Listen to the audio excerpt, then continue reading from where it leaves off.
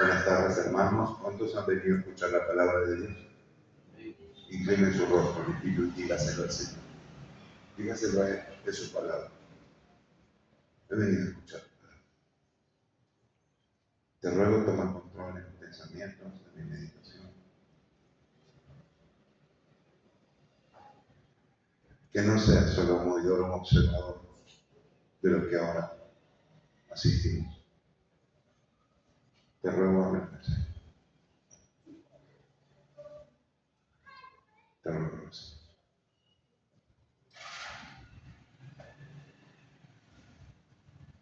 Te lo ruego con todo mi corazón.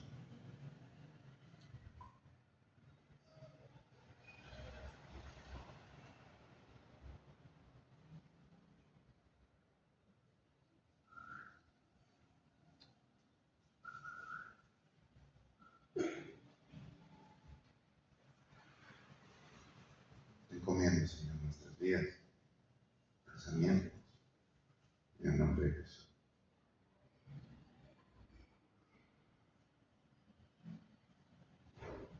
Porque da tu palabra en nuestro corazón. Te lo pedimos con todo nuestro corazón. Amén. Amén. Quisiera compartir contigo todo el capítulo 5, pero no tenemos mucho tiempo. Pero quisiera invitarte que puedas también, junto con el tema que te di en la mañana, y que puedo compartir en la mañana, esto sea un complemento de lo que te propongo. Discernir. Nuestra capacidad no solamente es distinguir entre lo bueno y lo malo, sino nuestra capacidad de decidir y escoger lo mejor. Poder discernir lo que Dios está haciendo, discernir lo que está pasando, discernir lo que debo hacer. Satanás os ha pedido para zarandear como a trigo, Pedro le dijo a Pedro. Jesús le dijo a Pedro, pero yo he orado para que no te zarandee. No, eso fue no. Yo he orado para qué? Para que tu fe no falte. ¿Qué es lo que nos va a sostener en medio de tanto zarandeo? ¿Qué cosa es la fe? Certeza, convicción, que viene de la palabra de Dios.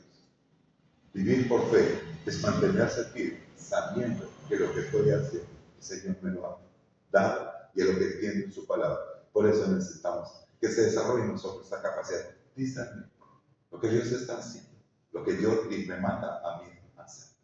Pero esta podría tener un choque con nuestra formación y con nuestra manera de ver, con nuestras preferencias. Esta mañana hacía énfasis a eso en la oración de Filipenses. Espero que todos los que no vinieron la mañana pueden tomar el boletín que tiene José. Está el texto de Filipenses, Pablo orando en el capítulo 1. Oro para que abunde más en amor. Oren para que la abundancia de vuestro amor abunde en conocimiento y en discernimiento para que ustedes puedan escoger lo mejor. La manera en que cierra el pasaje de la oración de Filipenses es a lo que yo llamaba vuestra atención, porque llamó la mía.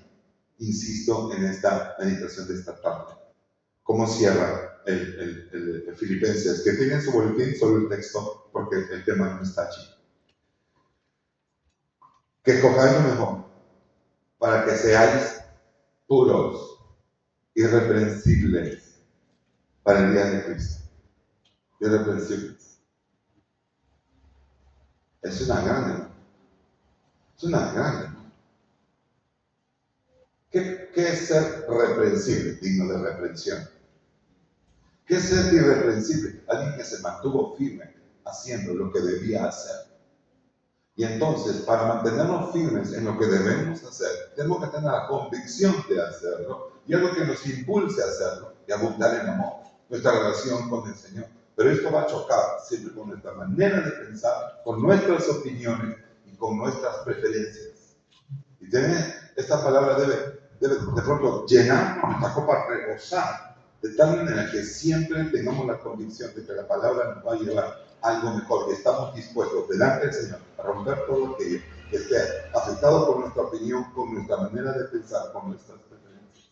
Siendo parte de nuestra libertad, es la que tiene que estar sometida siempre a la palabra de Dios. El pasaje que te doy, que viene del capítulo 5, es la manifestación poderosa del Espíritu Santo sobre aquellos que están siendo utilizados para compartir la palabra de Dios.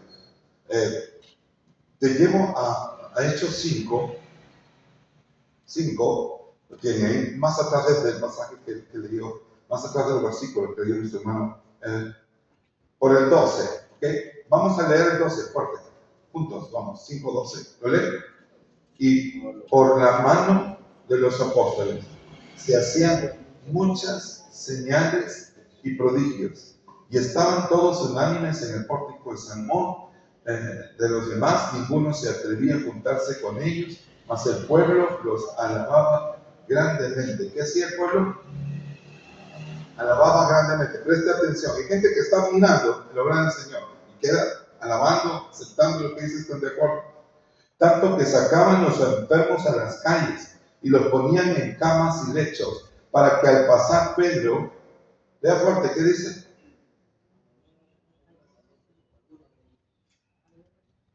A lo menos su sombra cayese sobre alguno de ellos, y aún de las ciudades vecinas muchos venían a Jerusalén trayendo enfermos, atormentados de espíritus inmundos, y todos eran sanados. Era una manifestación sobrenatural, poderosa, es un alboroto en todo el pueblo.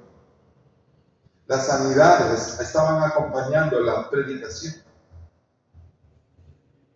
He escuchado tantas veces, oye, mira, no hay esa manifestación hoy en día. Y yo digo, no hay esa manifestación del 15, del 16, pero tampoco la del verso 12, 10, 9, donde Ananías y Zafira cayeron por mentir. Entonces añoramos esa manifestación gloriosa y poderosa, pero no la que comienza el capítulo 5. ¿Te imaginas que al mentir, al resistirse, al ser confrontado, cuántos pudieron caer muertos? Eso es donde vemos en su totalidad, pues una mirada de todo lo que está pasando. Ocurrió lo de Ananías y Zafira. ¿Y cuál fue el resultado? Verso 11. Lea el verso 11. Léalo a su compañero fuerte, que se escuche su voz. Vamos. Ese fue el resultado. ¿Qué vino? Cuando una manifestación de juicio, de reprensión a ese nivel, ¿qué viene sobre la gente? Gran temor. Cuando una manifestación de pronto de esta digamos, manifestación poderosa de sanidad, que dice la última parte del verso 13, ¿había temor? No, la gente está. Es impresionante, es el mismo espíritu, es el mismo movimiento. Algunos los está llevando a gran temor por lo que ha pasado. Otros que reciben las sanidades, entonces los está llevando a de pronto traer más enfermos. A traer más enfermos. Es la tendencia natural cuando se recibe el beneficio de Dios. Correr tras la bendición no es el mismo ímpetu de correr tras su enseñanza, su palabra y sus demandas. Y esta es la propuesta que yo te hago. Poder discernir no solamente ese Dios que quiere bendecirnos, sostenernos, y podemos pedirle por nuestra vida, nuestra salud, nuestra fuerza, sino ser consciente de lo que nos está pidiendo. Somos en nuestra oración, somos bien puestos a pedir, está bien, vamos a pedir. Pero mi propuesta al compartir su palabra es que, hermanos, seamos conscientes de lo que el Señor nos está, dígalo fuerte, pidiendo. Y cada vez que la palabra de Dios nos enseña, nos redarguye, hay cosas que el Señor nos está pidiendo que hagamos. Resistirnos a esa palabra va a traer serias consecuencias, aplazamientos, falta de entendimiento, una falta de amor por sus cosas, y podemos quedar en una condición media media peligrosamente pasiva, peligrosamente pasiva, dispuestos a recibir la bendición, pero no están dispuestos a recibir sus mandamientos. Somos conscientes de repente que hay cosas que están faltando en nuestra vida, pero en eso no se habla mucho. Soy consciente delante del Señor de las cosas que no estoy obedeciendo en su totalidad y sus demandas. Pero parece que podríamos quedarnos pasivamente ahí.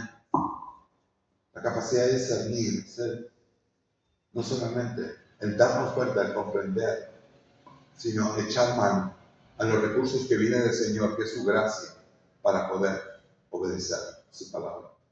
Pablo va a decir que por su gracia se habían conducido correctamente, como conviene. Y son los recursos que vienen del Señor, que nos ayudan en la comprensión, la renovación de nuestro entendimiento, y nos da entonces esa convicción, certeza, que se traduce en nuestras acciones, decisiones y preferencias. Las autoridades están viendo eso. El pueblo ve, tiene temor por lo que pasó con Ananías y Zafira. El pueblo ve, está viendo las grandes bendiciones de grandes sanidades y están alabando. Pero viene a oídos de las autoridades.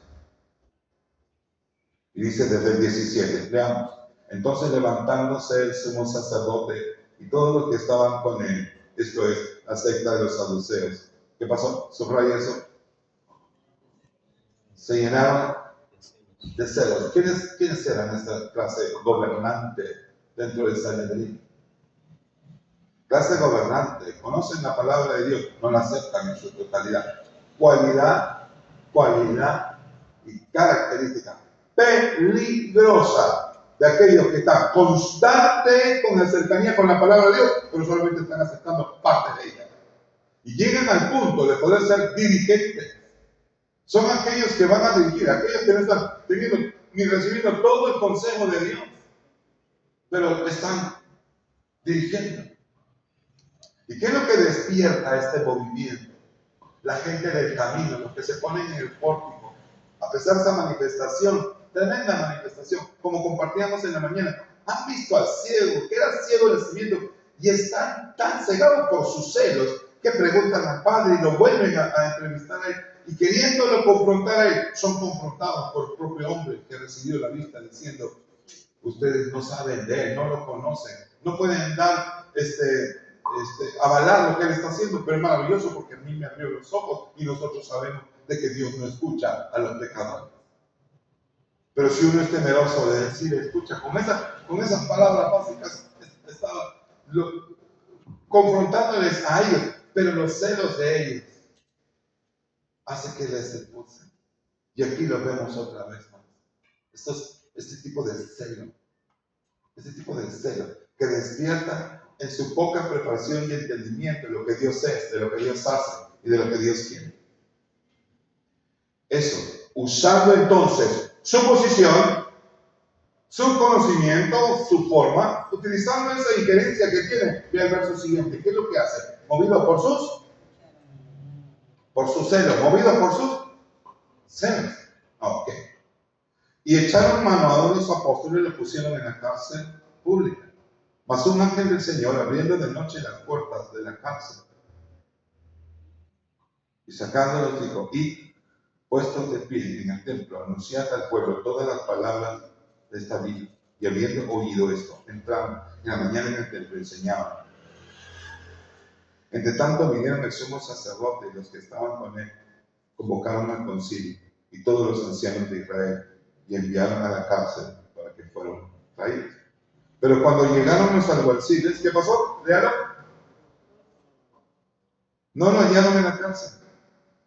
Lo volvieron, le dieron aviso diciendo, por cierto, la cárcel les hemos hallado cerrada, toda la seguridad y los guardianes afuera, de pie ante las puertas, mas cuando abrimos, nadie hallamos dentro. ¿Saben? Escuchen lo que ha pasado con Ananías y Zafira. Ven las sanidades sobrenaturales ante eso, pero hay algo que puede más y se resiste a la manifestación ante sus ojos. Son señas, preferencias, formas. No me convence, no es como yo quiero. Cuidado con eso.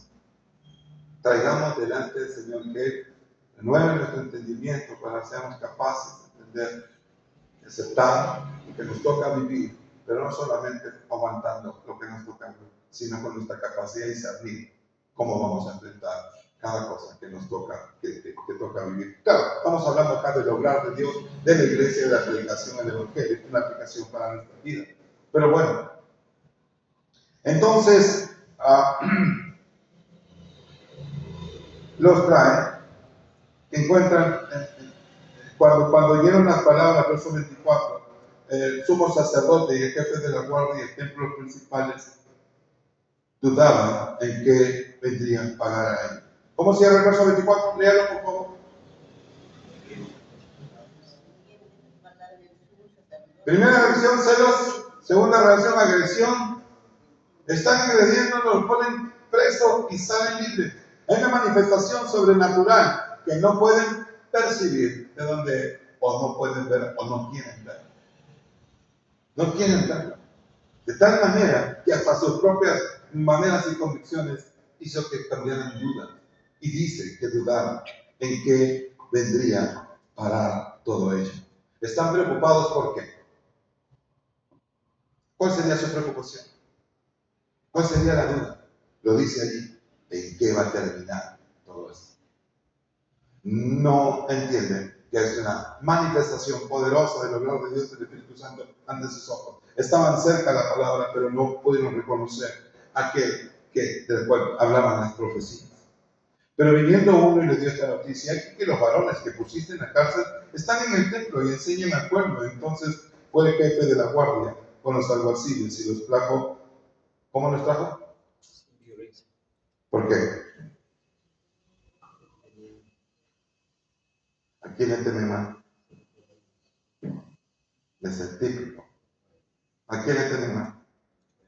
Intereses políticos, intereses personales.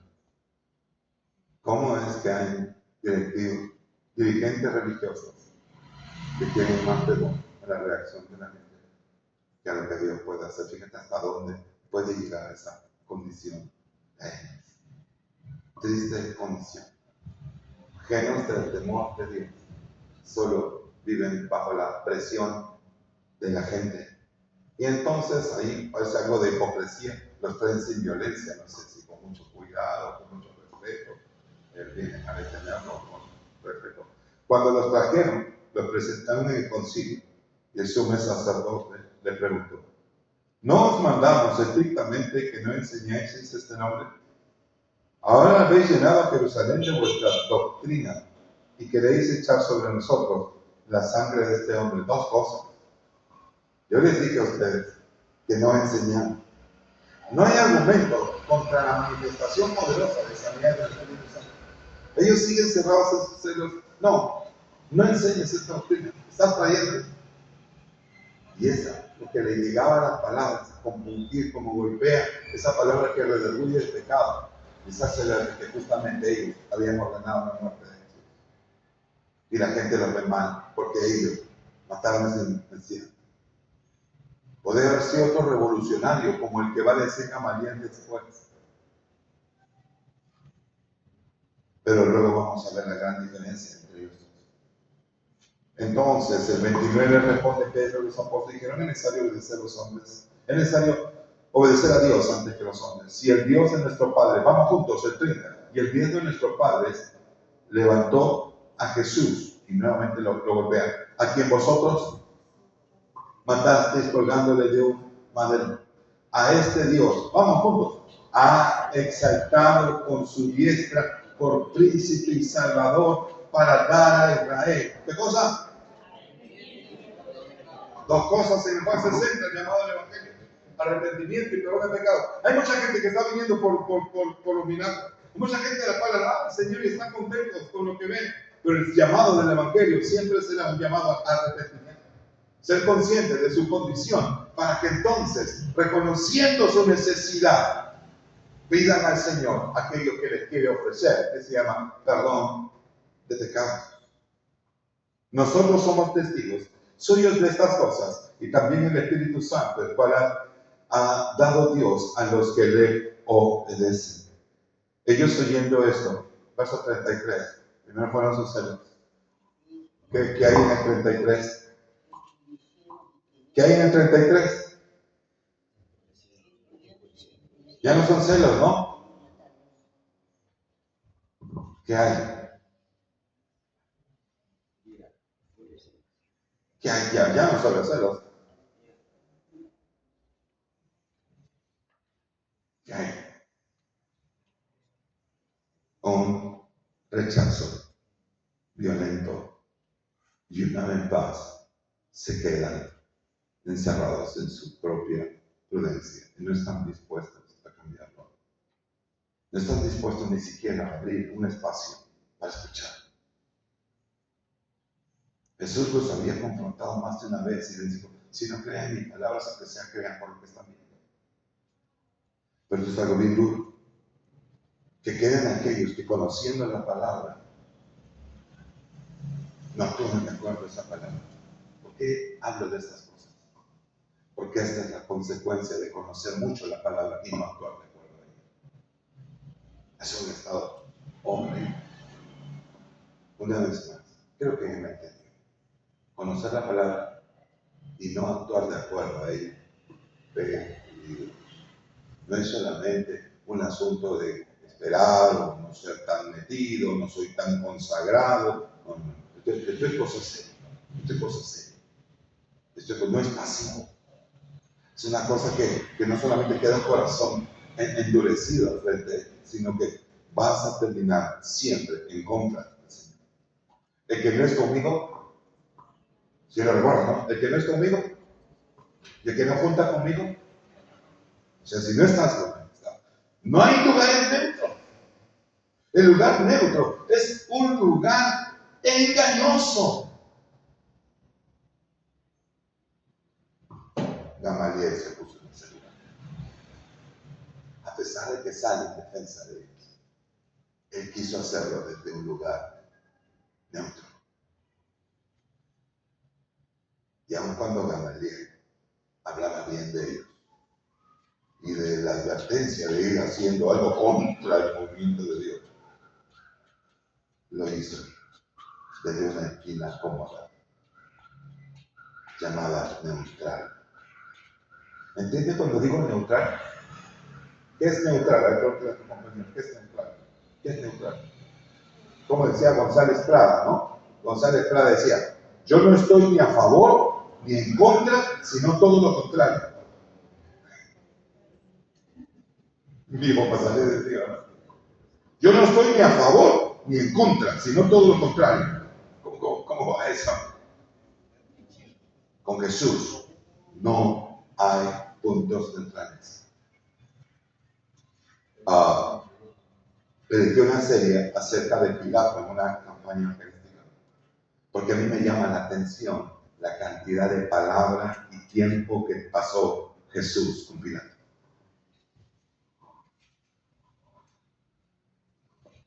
Pilato sabía que él era inocente. Recibió 5 testimonios.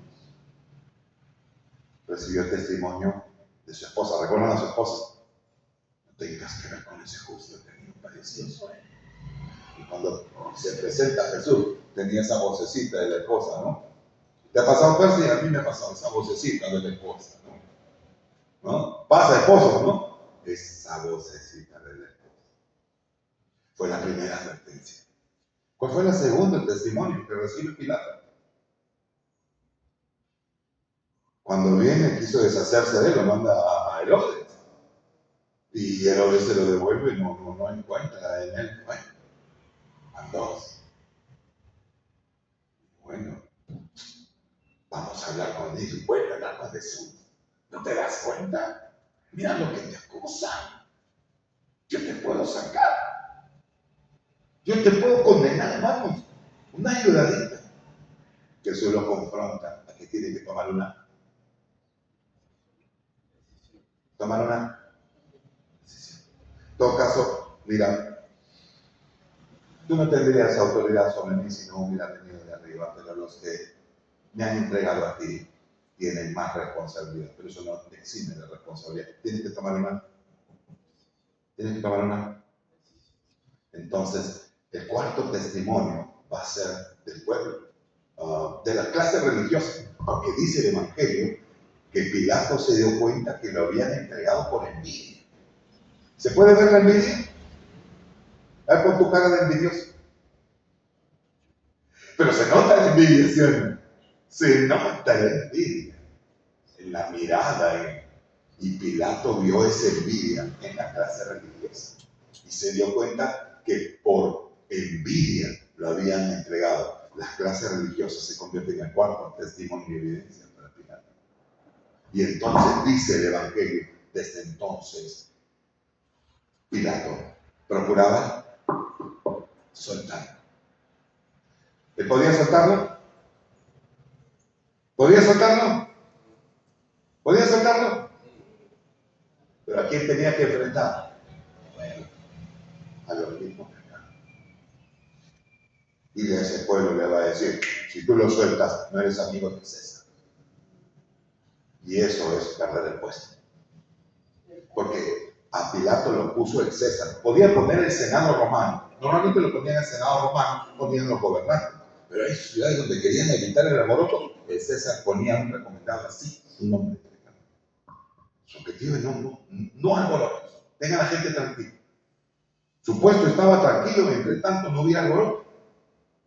Y la gente lo confronta y le dice, sí, no es amigo de César. No tenemos otro país sino César. Pero él procuraba soltarle. Y Pilato llama, entonces esto voy a hacer. La gente ha sido manipulada por estos envidiosos. Esto voy a hacer. Les voy a mostrar lo que es un verdadero malhechor. Y ahí se van a dar cuenta. Y entonces llamó, ya saben a quién. ¿A quién llamó? De este, si traen al peor de todos, este sí es malhechor. Y pone delante de ellos, ustedes disciernan, acá está malhechor, y acá está el Jesús al que llaman el Cristo, yo no le encuentro nada. Ustedes decidan, ¿a quién soy? Y dijo, ya la tengo, ¿no? ¿Y qué gritó la gente? ¿Y qué voy a hacer con él? Se convierte en el quinto testimonio para Pilato. La gente que no ya sabe ni discernir entre lo bueno y lo malo. Y él tiene que tomar una decisión. ¿Y cuál fue su decisión? ¿Cuál fue su indecisión? Él trató como mucha gente de deshacerse de Jesús. Una y otra vez hasta el final. Yo soy inocente de la sangre de este hombre. Hay muchos como Pilatos hoy que se autodeclaran inocentes. Y el único que te puede declarar perdonado, justificado, bendito, salvado. Se lavó las manos, pero tuvo que firmar. Esa es la clase religiosa, política, a la cual están expuestos. Pilato conocía de poder. Pilato conocía de manejo político. Los religiosos también conocían esa manera. Y también Gamaliel. Habiendo dicho eso, y entendiendo por dónde vamos a ver a Gamaliel. Se enfurecían, verso 33, se enfurecían y querían matarlos, ¿no? Disculpe que lo moleste, lee el 26 y luego el 33, voy a redundar. 26 y luego el 33. Y dígame qué significa eso. En una sola palabra que comienza con H.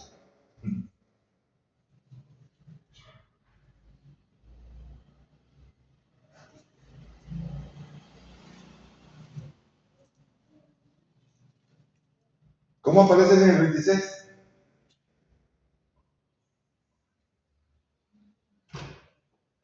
Sin violencia, pero con alguaciles.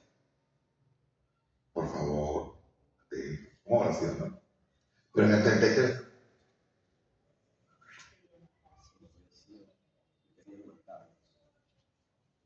tarde o temprano se evidencia lo que hay en el corazón. Tal es el corazón, tal es el hombre. De lo que está en tu corazón, habla la boca. Y donde estará tu tesoro, estará tu corazón. Hermano, insisto, tal vez me adelanto al final, pero esto es. ¿Dónde tenemos que poner la mira, los mandamientos, las llamadas de atención, las exhortaciones de la palabra de Dios? ¿A dónde las vamos a guardar para no pecar contra ti? Nuestro corazón, en el centro de nuestra voluntad. No solamente en el conocimiento, también el conocimiento. Ahí puede quedar embotado, ¿no? Como compartíamos en la mañana, la falta de este discernimiento, la falta de amor. Pablo escribiendo a los Corintios dice, pero el entendimiento de ellos se embotó. Se embotó. Como un pachano. Recuerdo lo que te decía de la comida chatarra.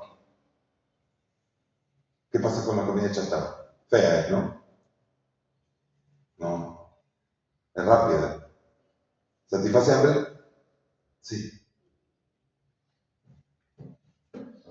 ¿Nos alimenta como debería alimentarnos? ¿O trae más problemas? ¿Por qué?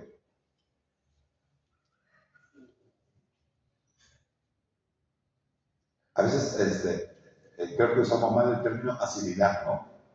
Cuando comemos algo decimos es asimilar. ¿Asimilas? No asimilas. Entonces asimila todo, ¿no? Si tú asimilas, si tu cuerpo y nuestro cuerpo asimilan correctamente, entonces, tómalo bueno, es hecho humano. Pero si no asimila correctamente, lo manda al almacén del tejido adiposo. Y entonces ahí luego va a dar el proceso. Bueno, lo que les quería decir es en el tema espiritual. Emostramos. Mucho conocimiento sin resolver. Muchos mandamientos sin obedecer. Una cuestión pasiva, peligrosa. Y aquí está Gamaliel. Va a ver que la violencia se ha desatado ya al punto de quererlo matar. Y entonces el 34 dice, vamos juntos. Entonces levantándose en el concilio un fariseo llamado Gamaliel, doctor de la ley, venerado de todo el pueblo, mandó que sacasen fuera por un momento a los apóstoles. ¿Por qué?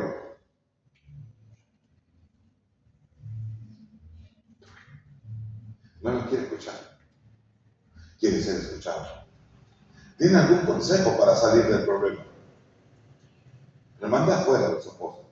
Y vamos a mirar con cuidado esto. Gamaliel es la tercera generación, su abuelo y él, y ellos habían establecido toda esta corriente de volver a la palabra de Dios.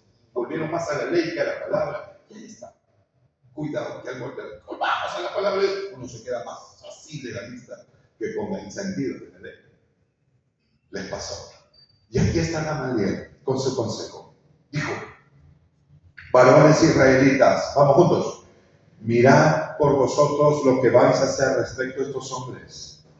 Verso 36. Porque antes de estos días se levantó ¿quién? Teudas.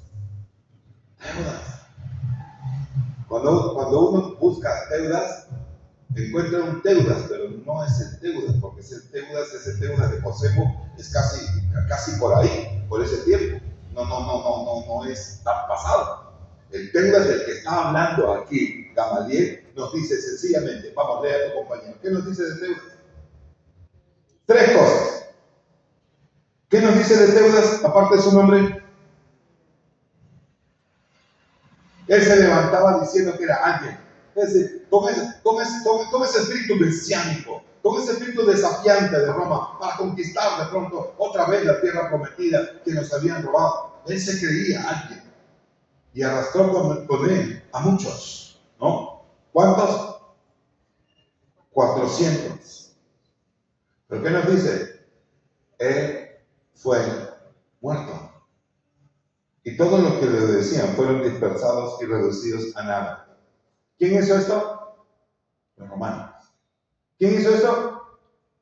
Acabaron con su revolución. Él está poniendo casi al mismo nivel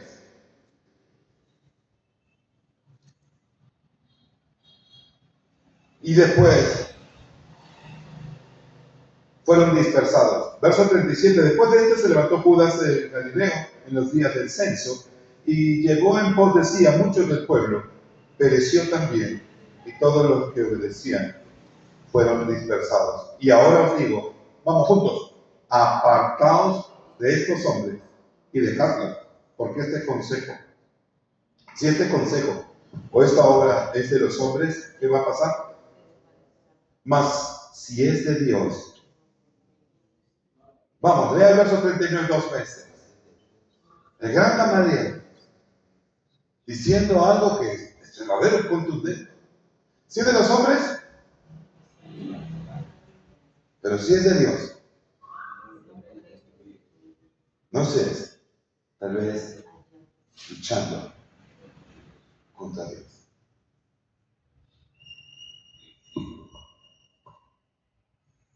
Yo le preguntaría a Gamaliel, ¿eso es todo lo que vas a hacer?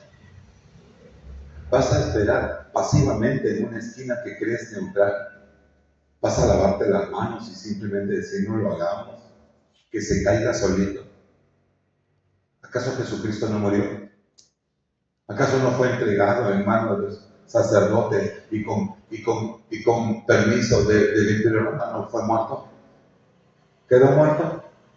No. Dios lo exaltó y lo volvió a la vida. Y en el nombre de Jesús se predica ese arrepentimiento para perdón de pecados y hay una manifestación visible.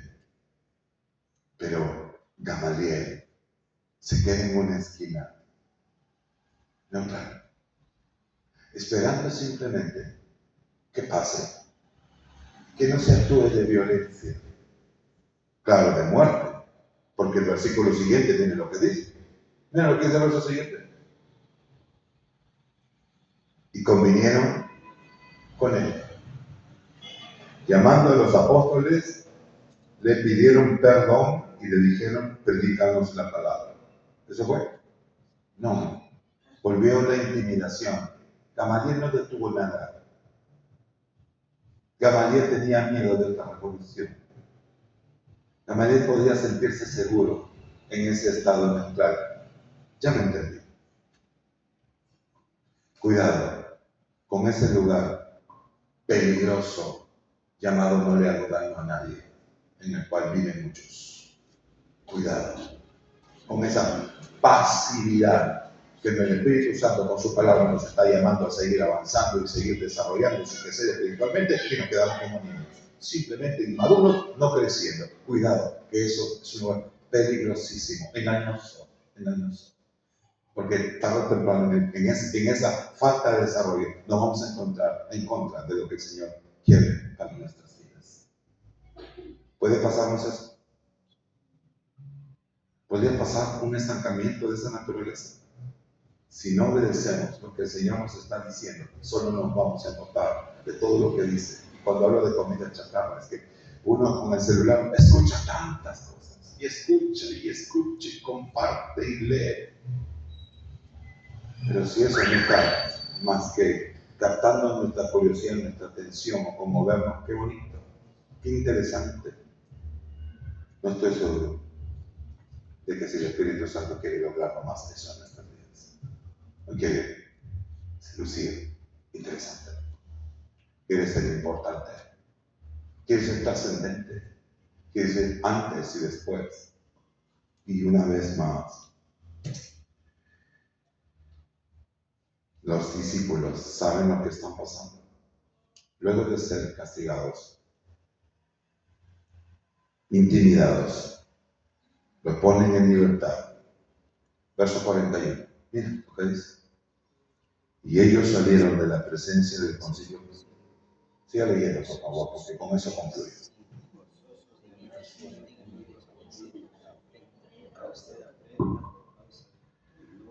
Hacer las cosas bien cuesta. Obedecer a la palabra de Dios cuesta. Vamos a tener alguna dificultad, seguro. Va a haber de repente hasta dolor y algo que se pierde. Es posible. Pero ellos están gozosos. ¿Por qué están gozosos? De haber padecido haciendo bueno. Padecido haciendo lo que el Señor me manda a hacer. No padecido de una forma simplemente neutral. Padecer como cristiano, sí, pero asegúrate de que es porque estás manteniendo tu fe y no simplemente porque eres cristiano. Porque soy cristiano, también está. Las bendiciones vienen a todos. Pero si la razón tiene que ver con tu fe, entonces cosas buenas. Pedro va a escribir eso después. ¿Qué gloria tenéis si pecando sois abofeteados y lo soportáis? ¿Qué gloria tenéis si pecando sois abofeteados y lo soportáis? Le va a decir a los esclavos, ¿no? Que no hacen lo que deben hacer y reciben su castigo. Y reciben las consecuencias de su desobediencia. Realmente eso no tiene gloria. Si lo soportáis, no tiene gloria. Pero haciendo lo bueno, si haces lo bueno y sufrís, ciertamente está pasándote lo mismo que a tu Señor. Y entonces tú vas a ver, porque tu galardón es grande. Para eso, el resultado es el final, otra vez, del pasaje. ¿Qué dice el final del pasaje? Lo mismo que al final de la niña Cecilia, lo mismo que al final cada vez que intervenía el Espíritu Santo y corregía las cosas. La iglesia crecía, se desarrollaba, caminaba. Mis hermanos, les traigo como complemento de lo que les dije en la mañana. Otra escena de esto. Cuidado con embotarse del conocimiento. Vamos a rendir cuentas por todo lo que se nos enseñó y recibimos. ¿Y el que recibió más? Díganlo más fuerte. El que recibió más. Al que se le confió más se le pedirá cuentas. ¿Qué nos impide? No vivimos en un mundo, en un país que se nos opone. No estamos siendo perseguidos. Nadie aquí es perseguido por su fe. A nadie van a meter cárcel por su fe. El máximo que va a pasar después de un tipo de rechazo, de vergüenza, de indignación, eso no se compara a lo que pasa. Y esa libertad demanda también una gran responsabilidad para hacer lo que el Señor nos manda a hacer. ¿Nos entendimos? ¿Entendemos? ¿Qué es lo que tenemos que hacer? Asumir nuestra responsabilidad de la obra grandota. ¿Cuál es la obra grandota? Obedecer. Si dejamos pasar aquellas cosas que se nos están enseñando y no respondemos a ellas, nuestro corazón va a quedar en el estado poco a poco y quedarnos de pronto indiferentes a lo que estamos pasando, buscando simplemente lugares de comida seguros. Gamaliel parecía que había encontrado un lugar seguro de donde mirar todo, de donde mirar el obrar de Dios. Capacidad para discernir el obrar de Dios, amén, pero capacidad de discernir lo que el Señor quiere que yo haga.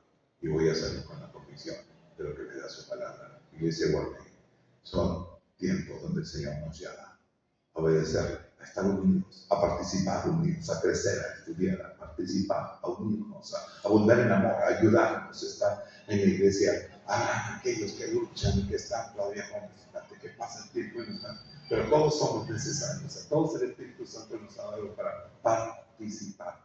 Y la oración de Pablo al orar al final, en este momento, te la leo una vez más.